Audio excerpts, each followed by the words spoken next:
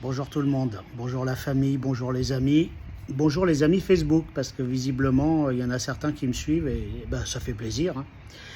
5 jours après le tremblement de terre, voilà les nouvelles, sans doute les dernières, je pense que je ne reviendrai pas trop là-dessus. Sur Facebook, étant donné que je suis en Thaïlande, j'ai souvent tous mes fils sont relatifs à ce qui s'est passé en Thaïlande. Donc j'ai beaucoup de posts où il y a des photos d'immeubles. Et le moins qu'on puisse dire, c'est que bon, ils sont restés debout, mais ils ont salement ramassé. Il y en a certains, c'est impressionnant. Moi, je vivrais dans un immeuble comme ça. Putain, je me poserais des questions parce que c'est impossible, quoi.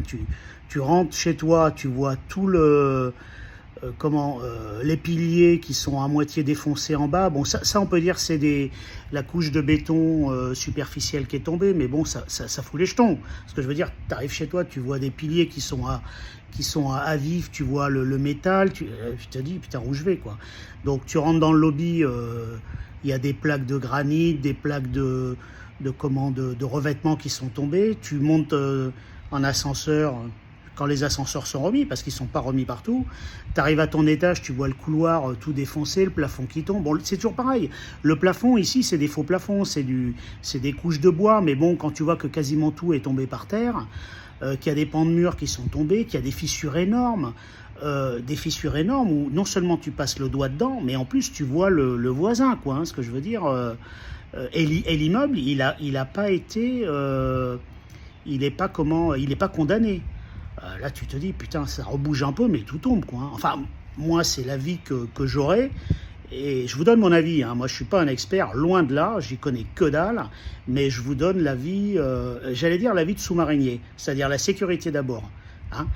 Moi, je vois un truc comme ça, je ne reste pas. Je prends mes affaires et je me tire, mais vite fait. Et comme j'avais dit dans une autre vidéo, je ferme et c'est terminé, quoi. Donc, il y a beaucoup d'immeubles qui sont endommagés, énormément. Alors, ce qu'a fait alors moi, dans mon cas, je vais revenir à mon cas, l'immeuble, il a tenu le coup. Il a quasiment aucun séquelle, c'est-à-dire il y a très peu de fissures extérieures. Alors, il y a des petits morceaux de béton, mais c'est la structure, la couche extérieure qui sont tombés, mais très peu.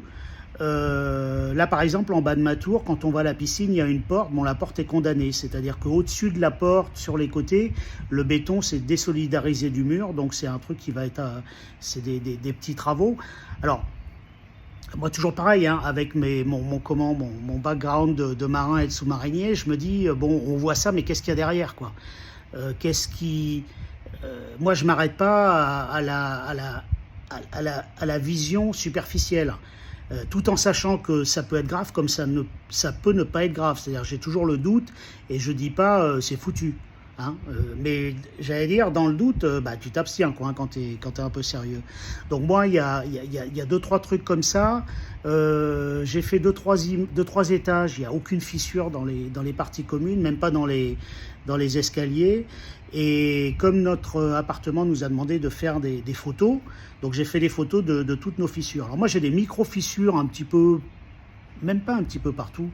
Il y a 2 micro-fissures dans la grande chambre. Il y a une belle fissure entre chez moi et le voisin sur une loggia qui donne vers l'extérieur. Mais d'après ce que j'ai lu, comme elle est verticale, bon, c'est pas très dangereux. J'ai une fissure dans le salon, au niveau entre la baie vitrée et une autre fenêtre. Par contre, dans la deuxième chambre, il y a une fissure, et ça m'inquiète un peu plus, et j'en ai parlé au syndic. La fissure, on la voit de ma chambre, et on voit à l'extérieur qu'il y a une fissure dans le mur. Donc ça m'inquiète. Et pour le coup, j'en ai pas parlé à ma femme, parce que alors, la pauvre, elle est terrorisée. Ça fait 4 jours qu'elle est à la maison. Elle a quitté le temple. Elle a un sifflet autour du cou, parce qu'elle se dit, si l'immeuble il s'effondre et que je suis vivant, je pourrais siffler pour qu'on me repère. C'est pour vous dire à quel point elle est terrorisée, la pauvre. Et là, moi, je sais pas quoi faire, quoi. Donc, elle est en télétravail à la maison. Donc, moi, je reste toute la journée avec elle pour pas qu'elle ait les foies. Mais bon.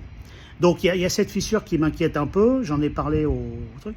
Donc le syndic nous a dit de faire des photos, donc j'ai fait d'abord des photos de, toutes les fissures que je leur ai envoyées. Après ça, ils m'ont dit il faut des photos au grand angle de la pièce. J'ai fait des photos au grand angle de la pièce, sauf que sur les photos au grand angle, on ne voit pas les fissures. Donc j'ai mis des petites flèches. Et une fois que j'ai envoyé ça, ils m'ont dit il faut faire une photo de la porte avec le numéro de l'appartement, que j'ai naturellement fait. Et maintenant, on attend. Alors, ce qui va se passer, parce que je suis allé les voir hier, justement à cause de la fissure qu'on voit devant, derrière le mur, il va y avoir des experts qui vont faire tous les immeubles. Alors, de mémoire, il me semble qu'il y a 10 000 immeubles qui sont impactés. Alors, sujet à caution, hein, je l'ai lu quelque part, mais je ne m'en rappelle plus trop. Donc, il va y avoir des experts qui vont passer dans tous les immeubles, mais ce qu'ils vont faire, ces experts-là, en tout cas chez nous, ils vont regarder le bâti et la structure du sol. C'est-à-dire, ils vont regarder si ça tient droit, quoi. Par contre, ils ne rentreront pas dans les appartements, sauf cas spécial. Ils ne feront pas d'inspection ni visuelle ni technique dans les appartements. Structure et sol. Voilà, c'est tout ce qu'ils font. Après ça, à nous de nous rapprocher de nos assurances, parce que bien souvent, les condominiums en Thaïlande sont tous assurés par justement le syndic. Donc s'il y a des travaux, ce sera pris en charge par l'assurance de l'immeuble. Mais par contre, on a tous, normalement, une assurance personnelle. Mais moi, dans mon cas, il n'y a rien, donc je ne vais rien déclarer, quoi. Voilà au niveau des nouvelles de l'immeuble en particulier. Sinon, je vous avoue que je ne suis pas sorti parce que comme ma femme a les jetons et qu'elle est terrorisée, je ne suis pas allé dehors, je n'ai pas pris le temps d'aller voir un peu ailleurs comment ça se passe et je me base, ce que je vous dis de ce qui se passe en Thaïlande, c'est ce que je vois sur Internet. Donc c'est toujours pareil, c'est sujet à caution. Mais il est certain qu'il y a énormément de posts qui circulent avec des gens qui sont encore terrorisés. Moi je voyais une nana qui filmait son... visiblement, elle devait rentrer chez elle après donc ça doit avoir... je pense que ça doit dater de peut-être samedi, dimanche ou lundi. La nana, elle était terrorisée. C'est pareil, hein, on l'entendait. En plus, je comprenais ce qu'elle disait. Déjà, elle se répétait. Mettez-vous à sa place. Hein. Et moi, je me mets à sa place. Hein, parce que j'aurais un appartement comme ça, je serais dans... Voilà les nouvelles. Donc, je ne sais pas ce que ça donne au niveau trafic, mais je pense que ça a dû reprendre, sauf les trucs qui se sont éboulés. Mais avant le tremblement de terre, là, c'est pareil. Hein, on se dit, putain, quand même, ils n'ont pas de bol, quoi. Hein. Avant le tremblement de terre, il y a un petit pan mais bon, un pan d'autoroute qui est tombé, quoi, hein, tout seul, quoi. Ça la fout mal. Il y a 2 jours, il y a eu le centre Chiang Watana. C'est un centre gouvernemental au nord de Thaïlande. Je ne sais pas combien, il y a de milliers d'employés. C'était une fausse alerte en fait. Il y a quelqu'un qui a dit que le sol, le soubassement s'effondrait. Ils ont évacué le bâtiment, quoi. Et en fait, c'était une fausse alerte. Donc c'est pour vous dire que les gens sont un peu à vif, quoi. Hein. Et il ne faut pas parler de Pendinwai. Pendinwai, c'est le mot thaï pour dire tremblement de terre. Là, les gens... Bon, enfin, moi, pour l'avoir vécu et pour vous dire que j'ai eu la peur de ma vie, ça secoue, quoi. Vraiment, ça secoue. Hein. Et là, avec mon appart et cette putain de fissure entre le mur qu'on voit d'un côté et de l'autre, je vous avoue que je ne suis pas bien rassuré. Mais qu'est-ce que vous voulez qu'on fasse? C'est ce que je disais à ma femme hier. Je dis, qu'est-ce que tu veux qu'on fasse? Je lui dis, on ne peut pas acheter de maison dans Bangkok, c'est hors de prix. Et puis bon, c'est même pas envisageable. Et si on achète autre chose, ça va être encore dans une tour. Nous, on a le bol d'avoir une tour qui a bien résisté, a priori. Quand je vois toutes les nouvelles constructions, c'est pas ça, quoi. Hein. Entre les trucs qui sont tombés parce qu'ils se sont mal fixés, il y a plein d'appartements où on voit les dalles murales ou le carrelage mural qui est tombé. Ça veut dire que ça a été fixé, je sais pas comment, quoi. Hein.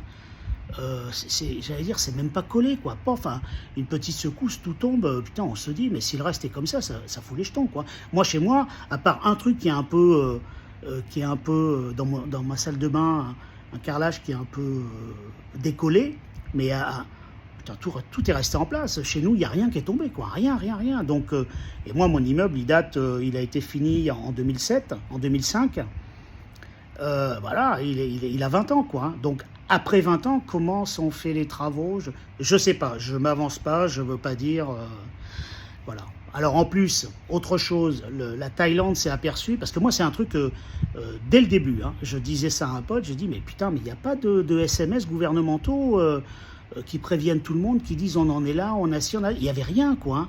Alors au début, je pensais que, bon, comme j'étais étranger, mais comme je pensais que, étant étranger, c'est pas que j'y avais pas droit, mais j'étais sur une autre liste. Mais en fait, non. Parce que toutes les cartes SIM, vous donnez votre numéro de passeport, ils enregistrent tout, ils savent si vous êtes touriste, installé, patati patata, et ils sont tous déclarés. Donc, j'allais dire, un SMS depuis tous les opérateurs, en plus il y en a que 3 d'opérateurs ici, ça va vite. Il n'y a rien eu, je me disais, mais merde, c'est quand même dingue. La Thaïlande, tout se fait par téléphone, tout se fait par téléphone. Ici, ils payent par téléphone, ils réservent par téléphone, ils font tout par téléphone. C'est incroyable. Je me disais, mais putain, mais pourquoi on n'a rien, quoi? Et en fait, le système, il marche pas, il fonctionne pas. Donc, hier, j'ai reçu un SMS. Un SMS soi-disant gouvernemental pour gagner 6 millions de bahts. Enfin, un truc. Donc là j'allais dire, on va en recevoir des SMS. Donc, le système d'alerte ne fonctionne pas. Donc, ça, c'est un gros problème. Et la première ministre, elle n'est pas contente. Bon, enfin, on les connaît. Bon, je ne vais pas rentrer dans le détail de la corruption et tout ça. Toujours est-il que ça ne fonctionne pas. Voilà. Donc, et c'est quand même la moindre des choses, quoi. Parce qu'entre les tsunamis et puis maintenant les tremblements de terre, on sait que la Thaïlande, elle peut ramasser, quoi. Donc, ce serait bien que ce soit au point. Voilà. Donc, pour en revenir à ma petite personne, tout va bien. On attend la suite et on espère que la prochaine secousse, ce sera dans 20 ou 30 ans. Comme ça, moi, je ne serai plus là. Bon, ma femme aura sans doute quitté Bangkok, donc après moi, le déluge, quoi. Voilà, merci de vos nouvelles, merci de vos messages, et puis à très bientôt.